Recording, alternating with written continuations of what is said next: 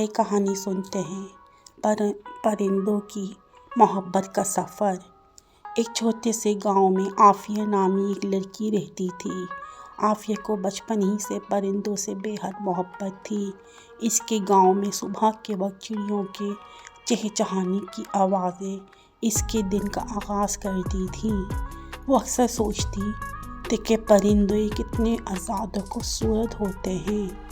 عافیہ کے والد ایک کسان تھے اور ان کی گزر بسر کھیتوں سے ہوتی تھی۔ ایک دن جب عافیہ کھیتوں میں کھیل رہی تھی، اسے ایک زخمی فاختہ ملی۔ وہ فوراً اسے گھر لے آئی اور اپنی ماں سے کہا، امی ہم اسے ٹھیک کریں گے، یہ اڑ نہیں سکتی۔ عافیہ کی ماں نے اس کی مدد کی اور دونوں نے فاختہ کی مرہم پٹی کی۔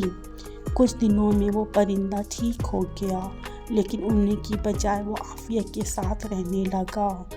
یہی وہ لمحہ تھا جب عافیہ کو احساس ہوا کہ وہ پرندوں کے بارے میں زیادہ جاننا چاہتی ہے۔ اس نے اپنے جیب خرچ سے ایک چھوٹا سا پنجرہ خریدا اور زخمی پرندوں کو پالنا شروع کیا۔ عافیہ کا شوق وقت کے ساتھ ساتھ بڑھتا گیا۔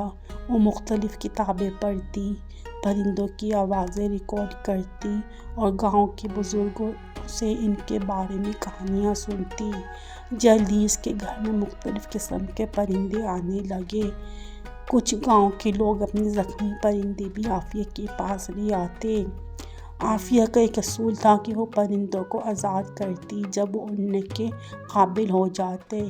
اس کا کہنا تھا، پرندے آزادی کے لیے پیدا ہوئے ہیں، انہیں قید میں رکھنا ظلم ہے۔ عافیہ کا یہ شوق اس وقت ایک غیر معمولی موڑ پر پہنچا جب اس نے ایک نایاب نسل کے پرندے ہمالیائی مونال کی دیکھ بھال شروع کی۔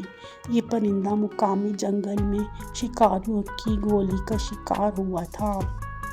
عافیہ نے اس کی دیکھ بھال میں مہینوں لگا دیے اور جب یہ پرندہ ٹھیک ہوا تو وہ اتنا مایوس ہو چکا تھا کہ جنگل جانے سے انکار کرنے لگا۔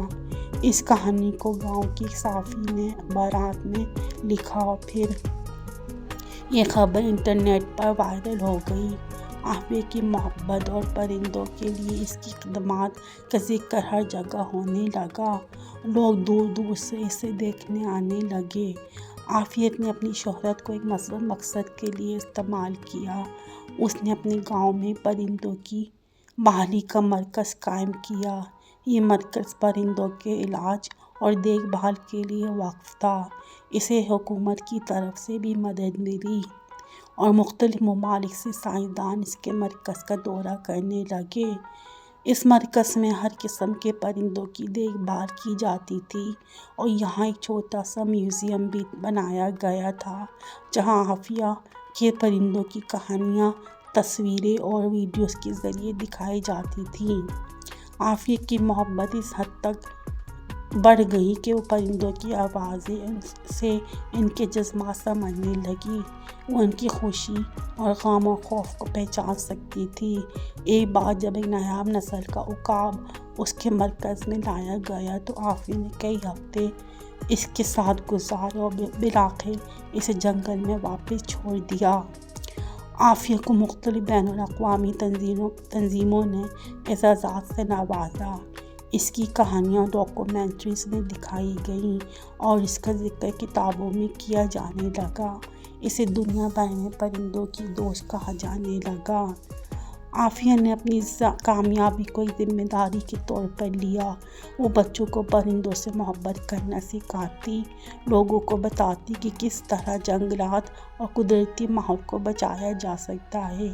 اس کی ایک مشہور بات تھی، پرندے ہماری زمین کا زیور ہیں، اگر ہم ان کی حفاظت نہیں کریں گے تو ہماری زمین سنسان اور بے رنگ ہو جائے گی۔ آج عافیہ کے مرکز میں دنیا بھر سے لوگ آتے ہیں۔ اس کی کہانی ایک لڑکی کے خواب اور محبت کی گواہی ہے جس نے پرندوں کو اپنا خاندان سمجھا اور اپنی زندگی ان کے لیے وقف کر دی۔ پرندوں کی آوازوں سے بھرے اس مرکز میں عافیہ روز اپنی پہلی زخمی فاختہ کو یاد کرتی ہے جس نے اسے یہ راستہ دکھایا تھا۔